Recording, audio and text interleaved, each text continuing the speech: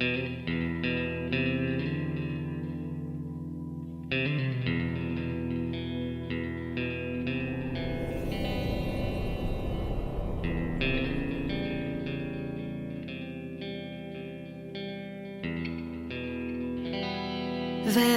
3h30, je crois, il n'y a pas de pendule dans la chambre.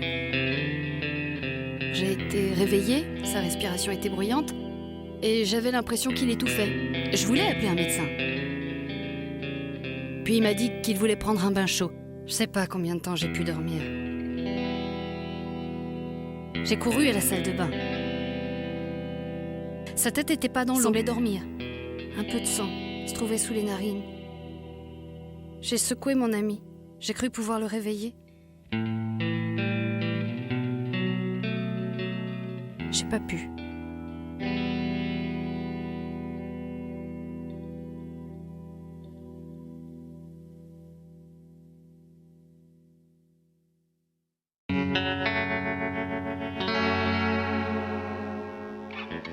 Pour moi, déjà, le groupe était un des meilleurs groupes que j'ai jamais connu.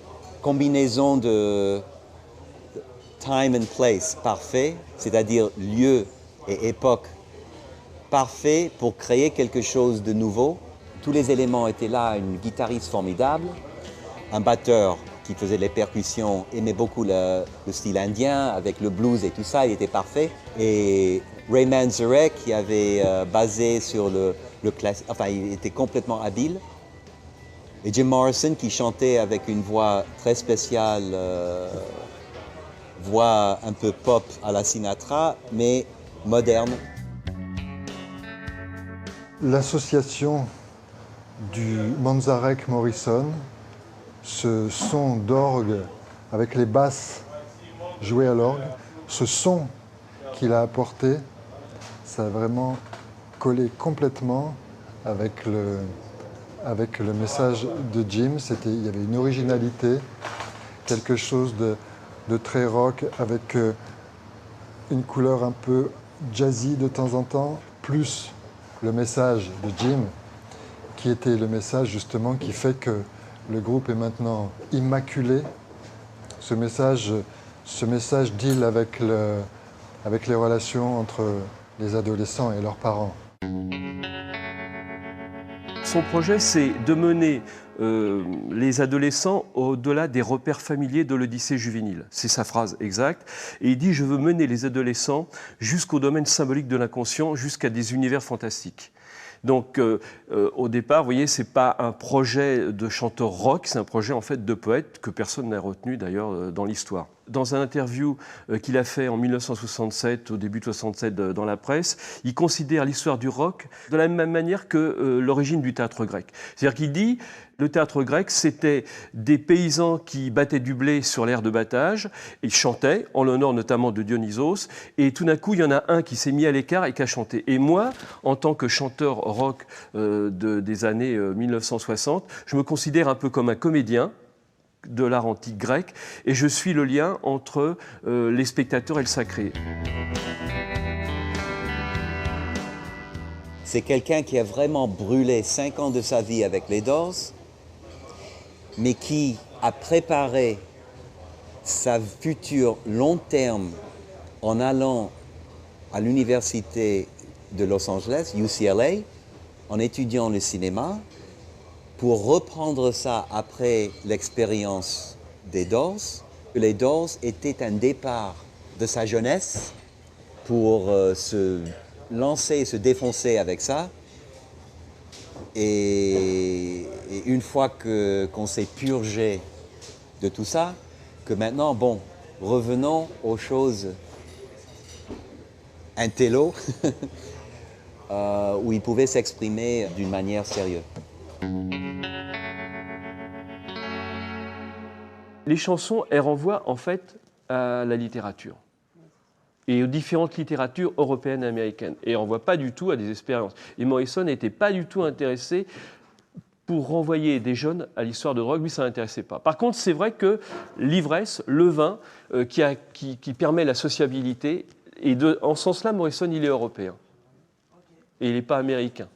Et il n'est pas rock au sens où il faut se droguer. Non, lui, ça ne l'intéresse pas. Surtout les drogues dures, ça ne l'intéresse pas du tout. Il trouve ça assez misérable même. Donc c'est quand même intéressant. Il est à contre-courant, en fait, déjà à l'époque. Jim Morrison, peu à peu, sombre dans l'alcoolisme et puis surtout décide de faire une rupture dans sa vie, c'est de devenir un poète à part entière, d'abandonner complètement la scène où il était vraiment un maître, un danseur, un proférateur, une espèce de chaman, et où on retrouvait justement son personnage de Dionysos. D'ailleurs, dans les derniers concerts, c'était surtout des poèmes mis en musique. Le Doors, c'était une étape dans sa vie qu'il a fait, dont il était fier, mais qui était terminée. Et puis il a décidé de venir à Paris, et c'est le fait de s'installer à Paris qui a fait que ça a déclenché sa décision définitive de n'être plus qu'un poète. Il essaie, en partant, en prenant l'avion pour Paris, il savait que sa carrière était enterrée, qu'il ne serait plus le chanteur des Doors, qu'il ne chanterait plus en fait, mais il ferait son chant à lui, son chant de poète.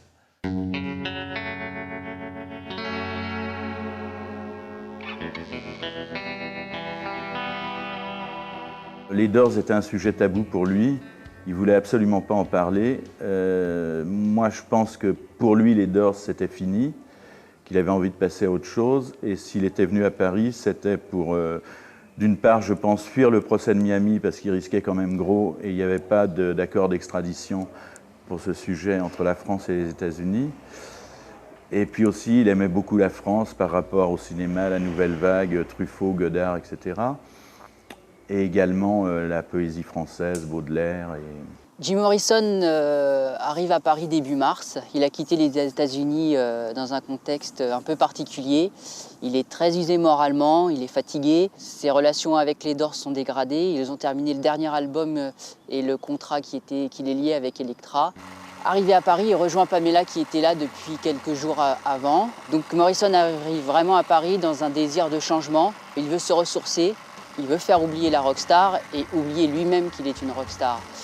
Pour lui, Paris est un retour aux sources.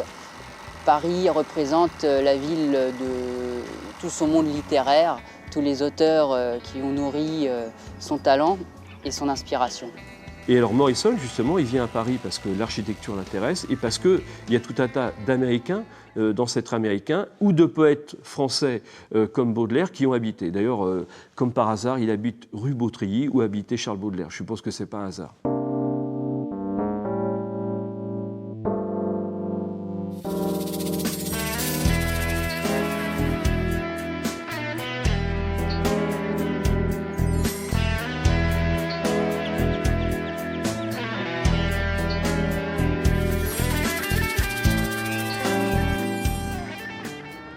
Morrison était venu à Paris pour écrire. Il ne savait pas exactement quoi, bien sûr de la poésie, peut-être un scénario, peut-être un roman, mais son but principal était d'écrire. On sait qu'il existe des carnets qui démontrent un petit peu l'ambivalence de Morrison à Paris, c'est-à-dire un côté joyeux, un côté inspiré et un côté très noir. Il écrivait « Le futur est incertain, la fin est toujours proche ». On avait l'impression que cette phrase était prémonitoire dans les quelques mois à Paris. Certains poèmes annoncent pratiquement son décès, comme si c'était son destin et qu'il le savait.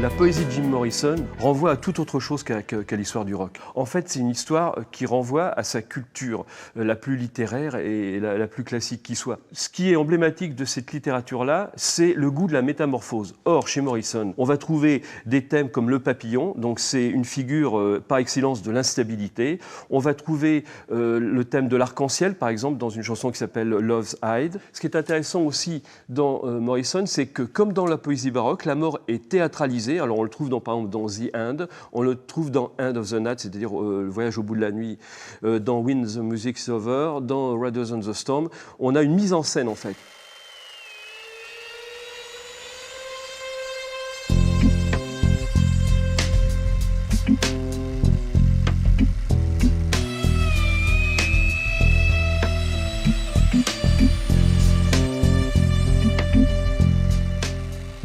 Jim Morrison rejoint Pamela à l'hôtel Georges V, qui s'est chargé de leur trouver un appartement dans Paris. Elle a pu obtenir l'appartement d'une actrice française de second rôle qui s'appelait Zozo à l'époque, un 3 pièces rue Beautreilly, qui se trouve au 3e étage. Un appartement ancien, plutôt cossu, en plein Paris, dans un quartier calme, retiré, près de tous les quartiers touristiques et de tous les quartiers représentant les figures littéraires de Morrison. Zozo m'a présenté Pamela.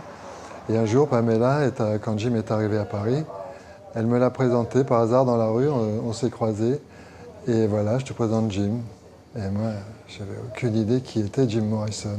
Après, j'ai réalisé l'étendue de mon ignorance. Mais quand je l'ai rencontré, en fait, il était presque invisible. Il était très simple, très calme, tranquille. Recueilli presque. Il était venu à Paris vraiment pour débrancher totalement de toute la tourmente qu'il avait vécue. Comme je n'étais pas du tout un fan à l'époque, on a eu des contacts très faciles et directs. Si on me l'avait présenté et que je lui ai embrassé les pieds et que vraiment Jim... Ça aurait été différent sûrement, mais bon, on a eu des relations normales, entre guillemets. En fait, je sortais d'un très grave accident de moto. Je sortais d'un coma un mois auparavant. Donc j'étais en train de récupérer petit à petit. Et j'ai rencontré Jim dans ce contexte-là. Donc j'étais assez fragilisé par cette histoire-là, très sensible. Ça a été encore peut-être, pour cette raison-là, des relations assez... Lui qui était toujours en train de dealer entre la vie et la mort, il était aussi, lui, d'une... exacerbé d'extra-sensibilité. Donc on s'est vu quelques fois. On allait se balader aux places des Vosges. Je me souviens d'une scène, il y avait des enfants au parc, place des Vosges, où il aimait bien chatouiller, jouer avec les enfants, comme ça avoir une espèce de contact. Comme il ne parlait pas français, juste c'était par regard, par geste.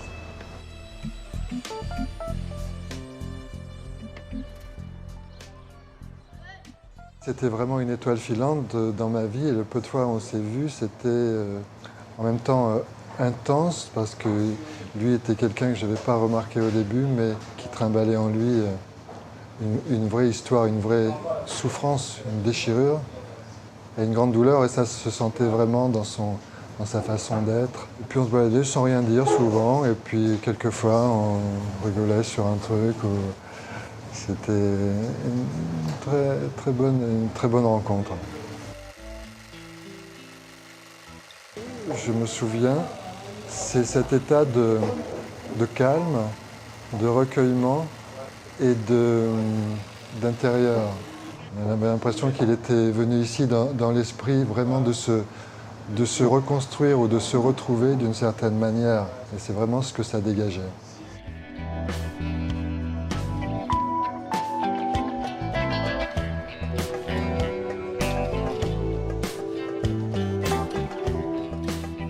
Jim Morrison cherche tous les lieux qu'il a connus à travers les romans des classiques français et les romans de ses auteurs préférés. Il va retrouver Anaïs Nin et Henri Miller à Pigalle, Boris Vian, André Breton, les surréalistes dans le quartier Saint-Germain. Pour lui, c'est vraiment une source d'inspiration, un retour aux sources. Ce dont il rêvait, en fait, c'était vivre avec ses héros littéraires. On est assis en train de regarder la scène comme Jim Morrison il y a 35 ans, devant le quai d'Anjou et le fameux hôtel de Lausanne, construit en 1657, où dans le 19e siècle réunissait tous les grands littéraires et hommes musicaux, compositeurs, etc., comme Richard Wagner, et des écrivains et poètes comme Baudelaire, Rimbaud. Baudelaire qui habitait 3e étage et idole poétique pour Jim Morrison depuis l'âge de 12 ans, quand il se mettait à lire le romantisme français, qu'il inspirait dans sa poésie pour le reste de sa vie d'ailleurs.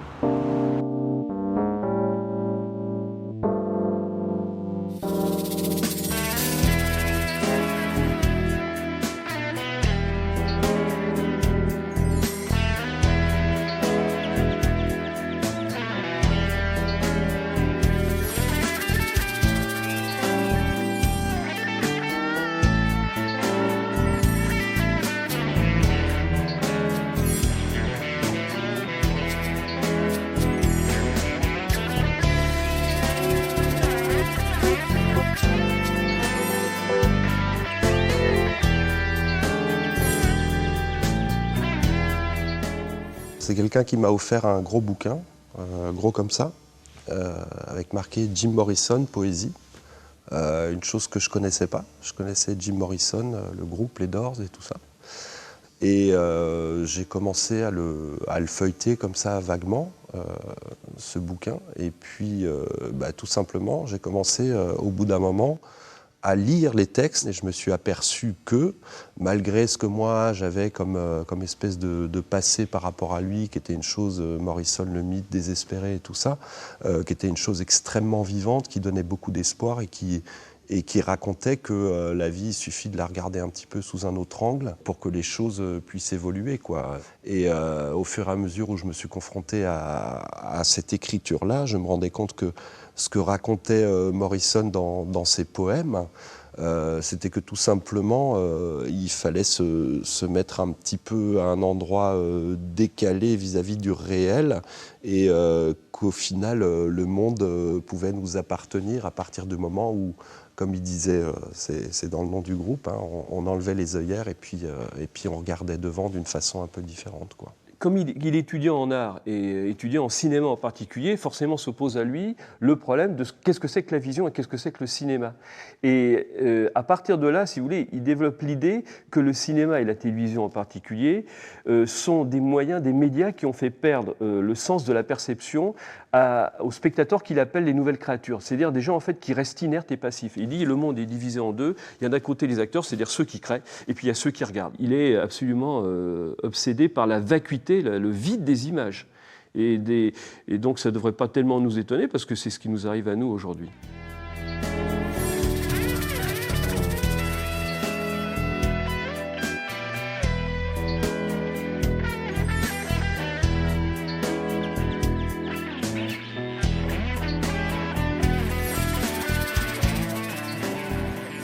Quand on regarde comme ça la poésie de Morrison et la chanson qui s'appelle The Soft Parade, on n'a pas l'impression que ça ait grand sens, mais ça a du sens, puisqu'on trouve des animaux emblématiques, notamment Dionysos, comme le léopard, enfin léopard, guépard, comme le serpent. Alors le serpent, c'est pareil, c'est une figure mythologique ambiguë qui est importante pour Morrison dans la mesure où il fait le lien avec non seulement l'Antiquité grecque, mais l'Antiquité égyptienne. Donc ce serpent, c'est si vous voulez, l'archétype du monde de l'engloutissement, mais c'est aussi la renaissance. Et chez Morrison, le but, c'est de renaître à la vie par la redécouverte de la nature et des anciens. Il est obsédé par le thème de l'aube de l'humanité, des vieilles civilisations qu'il faudrait retrouver pour retrouver de l'harmonie dans le monde. Donc vous voyez, il y a non seulement un projet poétique dans son œuvre, mais il y a aussi le fait de réintroduire du sens dans le monde. Et c'est pour ça qu'il appelle les jeunes à étudier les anciens. Parce qu'il y a une sagesse antique, parce qu'il y a des connaissances. Et donc, c'est drôle, cet adolescent qui exprime la révolte de la jeunesse, qui appelle à revenir en arrière, à écouter les anciens.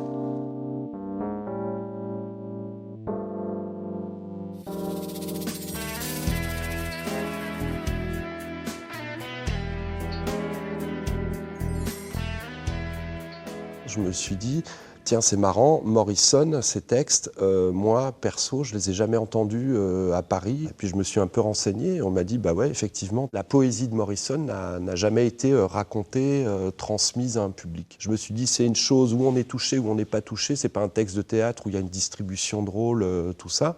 Donc je me suis dit tout simplement, je vais prendre les gens très proches de moi, que j'aime, et puis on va se foutre au bord d'une table, et puis on va se lire les poèmes de Morrison. Le choix des textes est venu d'une chose extrêmement personnelle, c'est-à-dire que chacun avait des désirs, et puis on arrivait à rassembler une quinzaine de textes qui nous paraissaient pour nous le plus vital à dire, quoi.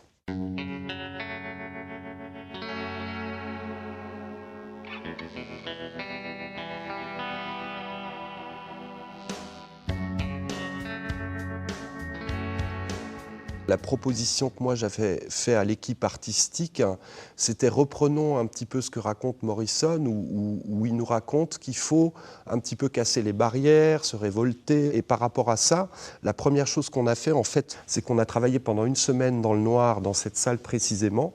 Les acteurs, je leur avais demandé d'apprendre beaucoup de textes de Morrison et ils disaient les mots très longtemps, pendant 2-3 heures comme ça, à haute voix, en boucle. Donc on commençait à rentrer dans une espèce de délire, une espèce de transe de mots traversée par les mots de Morrison. Et après je disais, maintenant silence, voyez comment votre corps, il va se promener là, comment vous allez vous regarder, tout ça. Donc il y avait transformation chez l'acteur par rapport à des mots. C'est-à-dire les acteurs se regardaient mais ne se regardaient absolument plus de la même façon. C'était comme s'ils s'étaient fait un gros shoot d'une certaine façon de mots, quoi.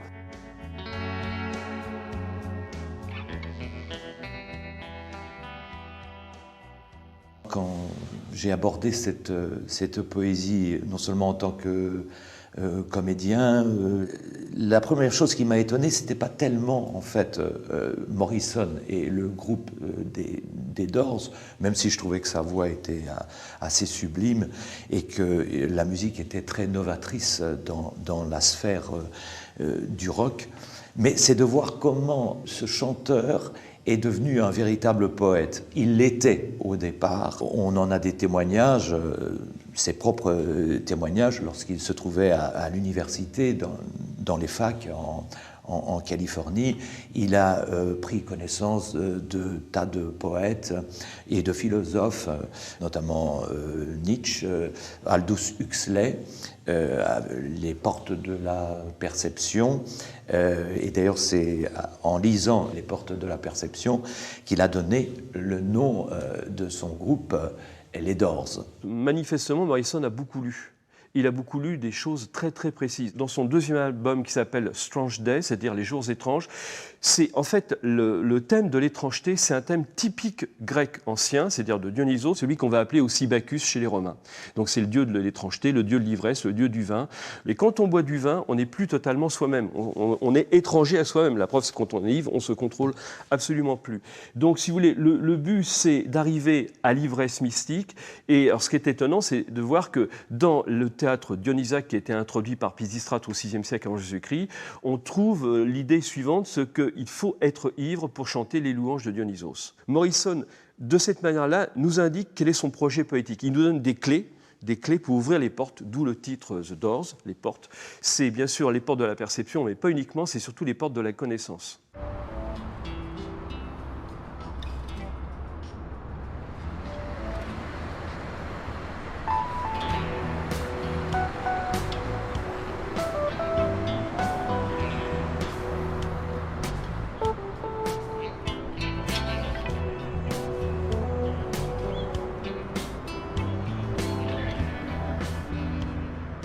Vers minuit, 1h du matin, j'étais là avec mon groupe en train de boire un coup après avoir joué au bilboquet. Il y avait un homme solitaire barbu dans le coin, derrière une bouteille de bière, qui nous regardait avec un air curieux. Il paraissait très seul. Et finalement, après 5-10 minutes, il est venu se présenter, sans dire qui il était. Et nous, on ne savait rien, parce que la dernière fois que j'ai vu une photo de lui, il n'avait pas la barbe. On a commencé à parler, bavarder, etc. Et par coïncidence, on a vu on sortait de même école, en fait. Lui, il était de UCLA, mais 5 ans avant. Et moi, je venais de sortir de UCLA en Sciences Po. Et lui, il a dit qu'il était allé à l'école de film. Et on se demandait, mais qui est ce mec? Il a peut-être un visage qui est un peu reconnaissant. Et petit à petit, moi, j'ai vu en premier que peut-être c'est lui. Et je lui ai posé la question, Are you Jim Morrison? Est-ce que vous êtes Jim Morrison? Et il dit, oui. Comme ça, très doucement. Enfin, c'était un garçon très doux, en fait. C'est une des raisons pour lesquelles on n'a pas vu que c'était Jim Morrison. D'abord parce qu'on attend vraiment une bête comme il était sur scène. De toute façon, on s'est mis à boire whisky et de la bière. Lui, il pouvait à peine rester debout, moi aussi, mais j'avais l'impression que c'était à moi de prendre soin sur lui. Je devais carrément lui porter sur mon épaule dehors avec ma caisse de basse, parce que j'étais bassiste. On a cherché un taxi et on est rentré chez lui.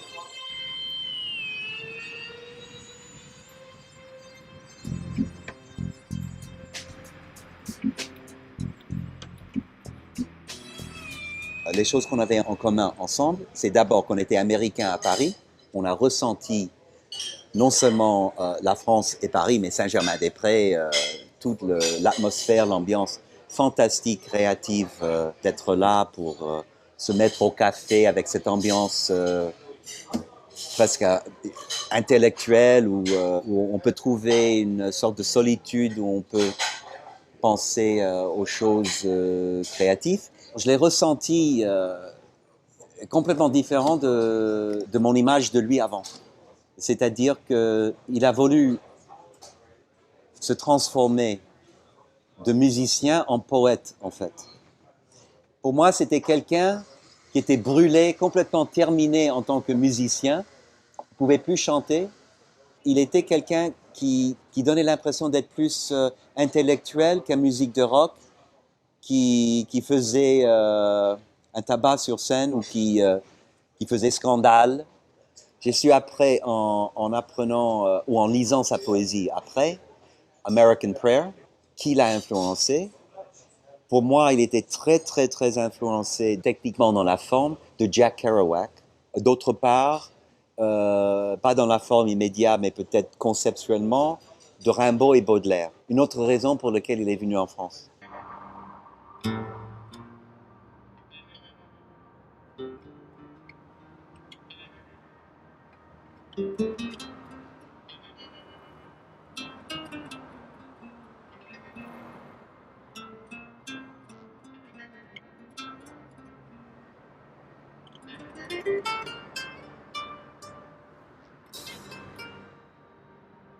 Il a visité, comme n'importe quel touriste, tous les lieux parisiens, mais toujours liés quand même avec cette arrière-pensée culturelle et artistique, les bouquinistes le long des quais, par lequel on peut accéder à la librairie américaine et anglaise Shakespeare & Co., qui est le lieu de rencontre de tous les Américains en mal de pays et en mal de romans anglophones.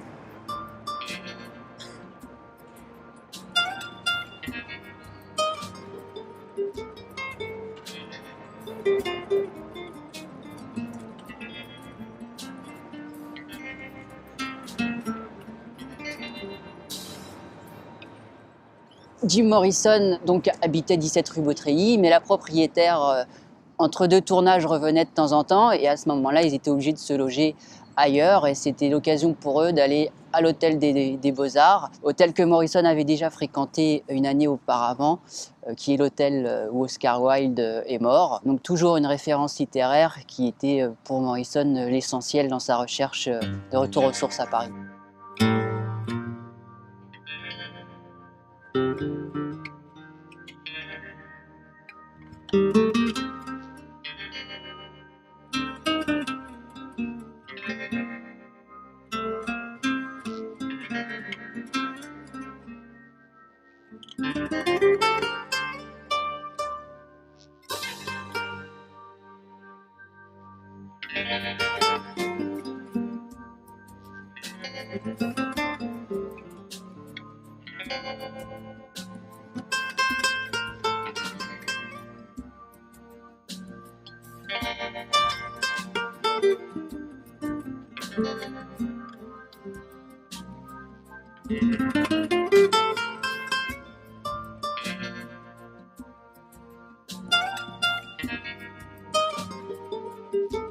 Paris était un point d'arrivée, mais un point de départ également, puisque les nombreux témoignages démontrent sa volonté d'écrire et de voyager. Et de Paris, il a pu faire quelques escapades. Il est parti de France, il a traversé l'Espagne pour aller au Maroc, à Tanger, où là, c'était pour lui le lieu de recueillement des auteurs beat, de la Beat Generation. La plupart des voyages qu'il fait, ce sont des voyages littéraires, en fait.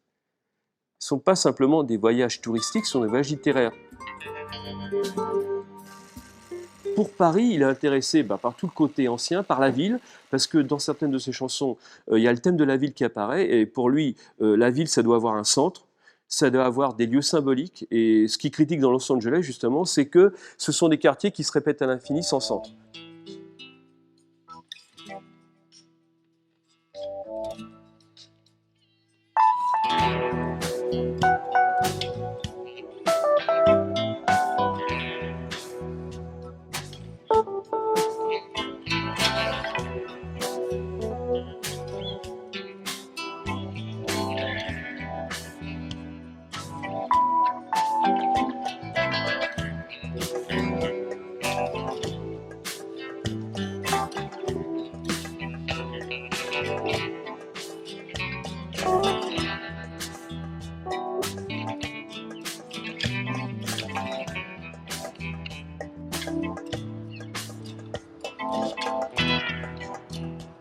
Il souhaitait baisser sa consommation d'alcool à Paris, il voulait vraiment changer d'image et changer de vie. Malheureusement, Paris, c'est également un lieu, contrairement aux États-Unis, où il y a de nombreux bars et où la culture de l'alcool n'est pas la même.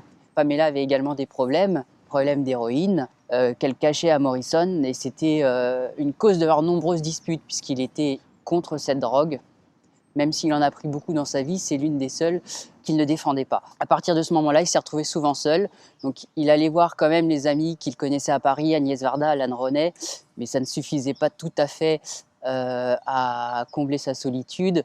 Il manquait aucune occasion de pouvoir discuter avec des Américains qui parlaient sa langue, mais en même temps, la contrepartie, c'est que les Américains qu'il connaissait voyaient en lui la rockstar qu'il voulait oublier. Donc tout ce contexte un petit peu paradoxal l'a enfoncé dans une espèce de déprime qui l'a amené à reboire de façon un peu plus importante vers la fin de sa vie et les dernières semaines.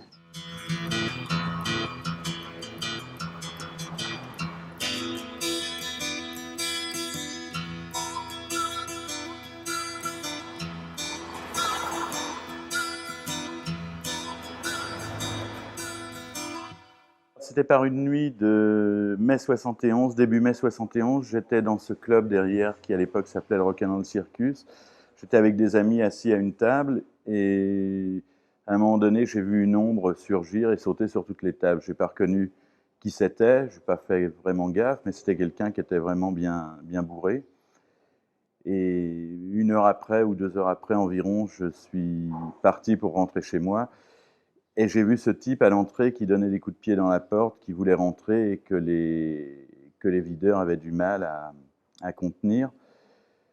Et je l'ai regardé, je me suis retourné et je me suis dit, je connais cette tête. Et puis j'ai réfléchi, et puis je me suis rendu compte que c'était Jim Morrison.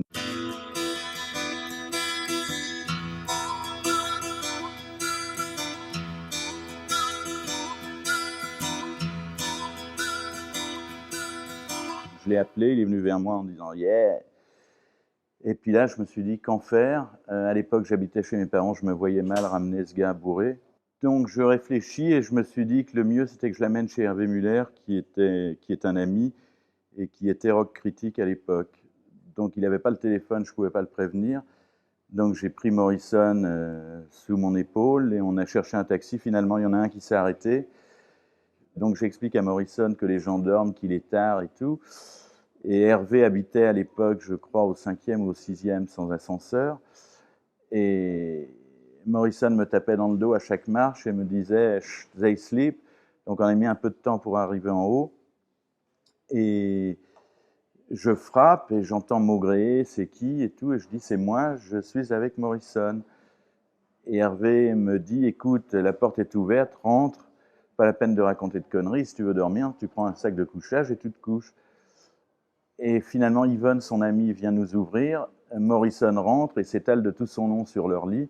Et finalement, ce sont eux qui ont dû dormir dans un sac de couchage.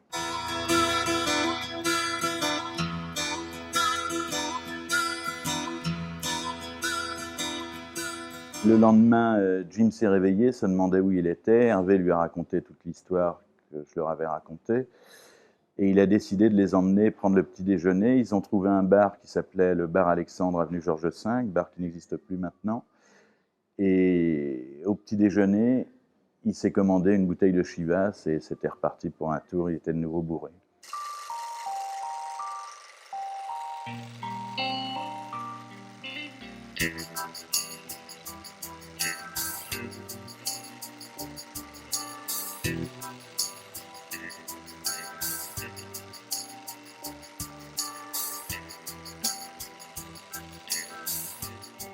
Les traces que ça a laissé, tout ce travail, c'est, je crois, qu'il y avait une chose, je dirais, un petit peu mystérieuse qui s'est passée, dans le sens où il n'y a pas, on ne peut pas se dire, ça m'a fait ça, et puis maintenant je me lève le matin et je fais ci ou je fais ça, mais il y a une espèce de chose où on a été traversé profondément par une écriture qui va au-delà de simplement l'écriture, mais par une espèce de pensée. Et c'est vrai que moi, quand j'ai quelques conversations avec des gens un petit peu plus jeunes, je ne vais pas citer Morrison dans une conversation, mais il est vrai qu'il est vachement, vachement présent, où je sens, et je pense que je ne l'aurais pas éprouvé avant, c'est à nous de décider les choses. Enlevons les œillères, on a tous notre destin en main.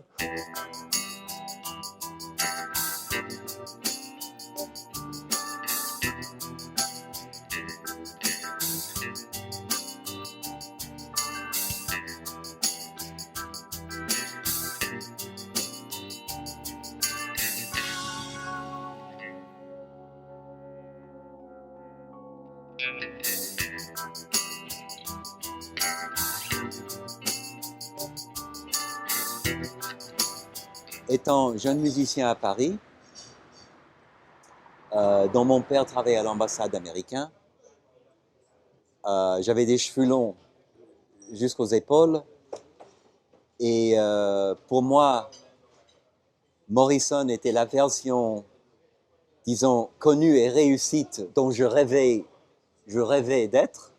Son père étant amiral dans la marine américaine, stationné au Vietnam, et que ça dégoûtait Morrison, a fait une gouffre énorme entre lui et son père,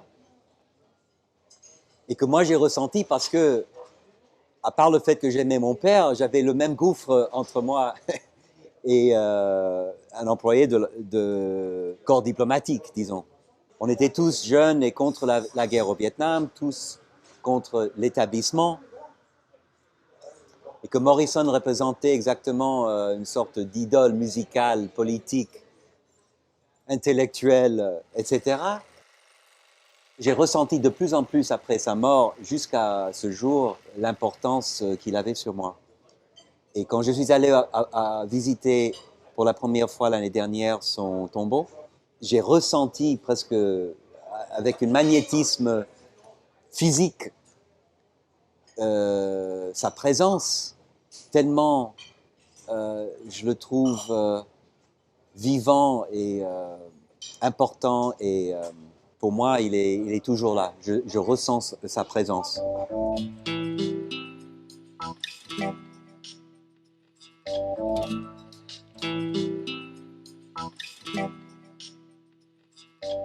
Son influence m'a ramené à Los Angeles pour rentrer au milieu des années 90 à UCLA pour étudier le film.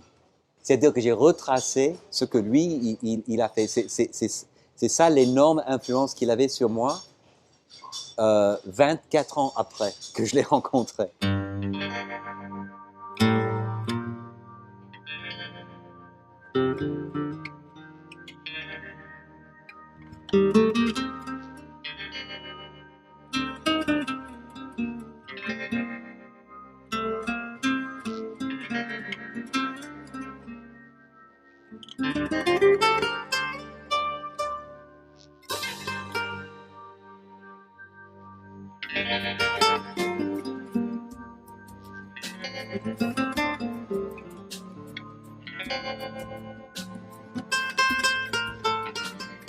Il a certainement eu pas mal d'inspiration au départ,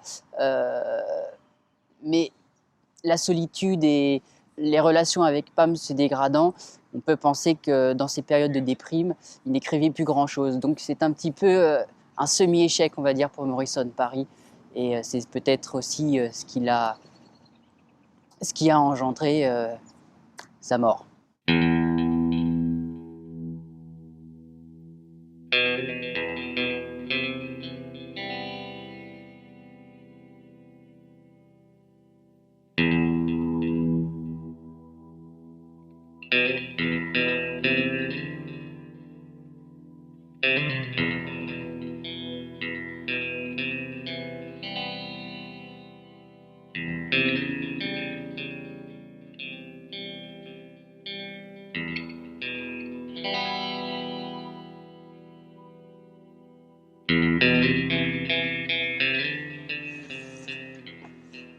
Alors maintenant, on se trouve devant une porte en métal derrière moi, qui dans le temps était en bois et qui donnait sur une boîte de nuit qui s'appelait le Rock and Roll Circus.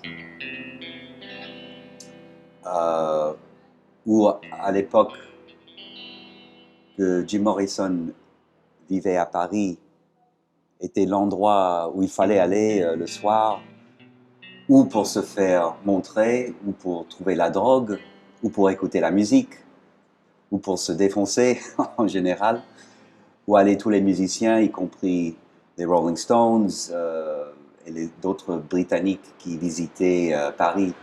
Et Morrison fréquentait cette boîte de nuit, souvent dans la période de printemps 71. Et là, dans ce lieu tristement célèbre, Morrison est allé pour boire plusieurs scotch, ou presque une bouteille dans une nuit. Et il avait la réputation de s'y trouver pour acheter de la drogue. Et personnellement, j'ai pas eu l'impression que j'étais avec quelqu'un qui prenait ou même qui pensait à la drogue. D'abord parce que j'étais un musicien à l'époque, il aurait pu me demander où il aurait pu en procurer, et il n'en parlait même pas, et il n'en prenait pas. Il ne faisait que de boire. L'hypothèse qu'il est mort ici, par terre, dans le WC du Rock and Roll Circus, pour moi, n'est pas trop crédible. Il y en a d'autres qui disent que il est toujours vivant et qu'il se cache quelque part, qui est pour moi complètement ridicule. Alors, l'hypothèse qui est généralement acceptée est qu'il était chez lui, après d'avoir vu un film au cinéma, et qu'il est rentré, que peut-être par accident, il a pris une substance qui traînait dans l'appartement, mais qu'il n'y a pas de preuve. À mon avis, c'est peut-être ce qui est le plus crédible, en fait, qu'il a tellement bu qu'il ne savait pas ce qu'il faisait, et par hasard, il a trouvé quelque chose sur la table, et ce n'était pas ce qu'il pensait, et que c'était trop fort. Il était très malade, il ne pouvait pas presque plus chanter. Il toussait beaucoup à cause des cigarettes, l'alcool. Il avait des problèmes d'asthme, combinaison de médicaments, alcool. Bon, c'était un mélange fatal. Pour moi, c'était la cause de sa mort. Alors, ce qui a été dit par Pamela et ce qui est écrit dans le procès-verbal, en fait, est pour moi l'histoire ou l'hypothèse le plus proche à la vérité.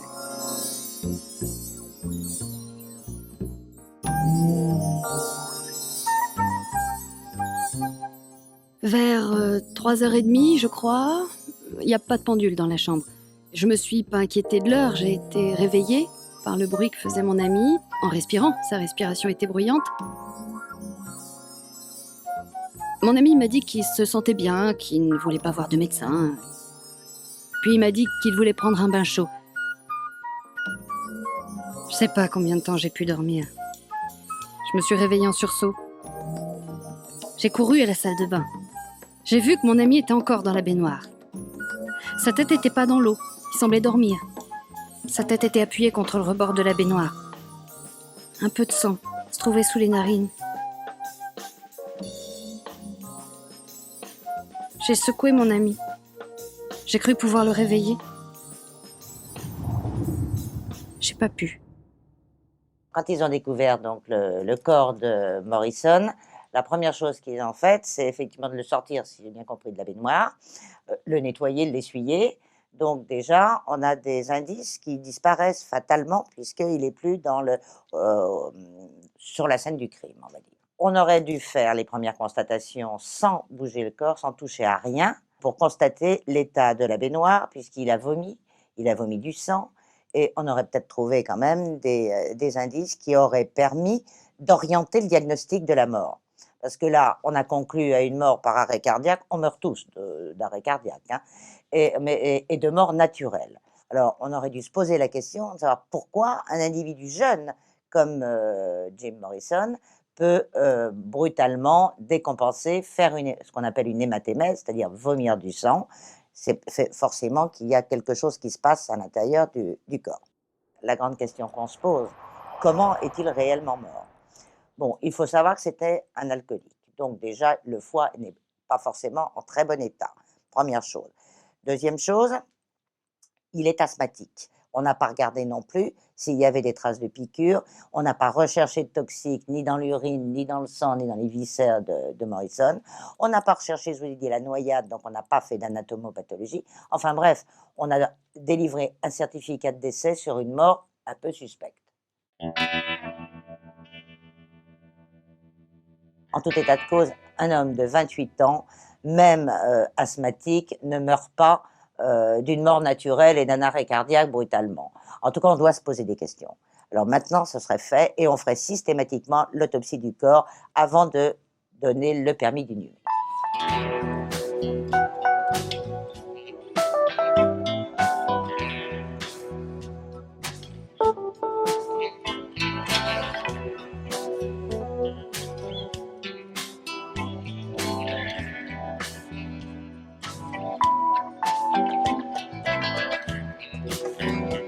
On peut se poser la question pourquoi Morrison est un mythe, c'est qu'il est mort jeune. Il reste jeune, il restera toujours jeune, quelle que soit la situation, donc il aura toujours la même image. D'autre part, pour qu'il y ait mythe, il faut que le personnage reste ambigu, il faut qu'il y ait du mystère autour du personnage, il y a des choses qu'on ne sache pas. Et celui, comme chez les Grecs, celui qui devient un mythe, qui devient en fait un héros, c'est celui qui meurt pour sauver la cité grecque.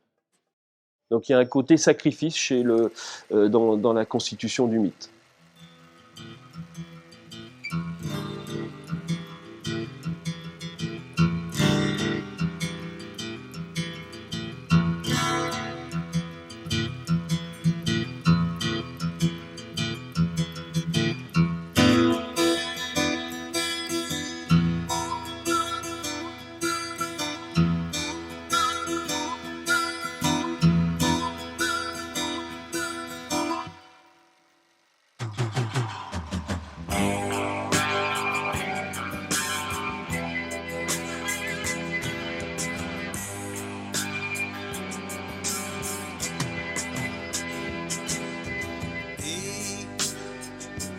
was a door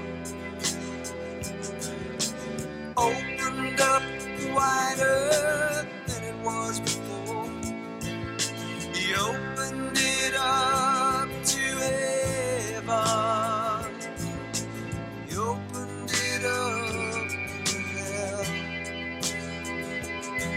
His soul walked through it somewhere in the middle. Limbo is open. He was just him. Oh, beautiful change.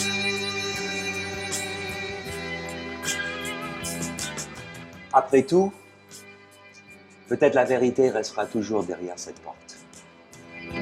He was adored,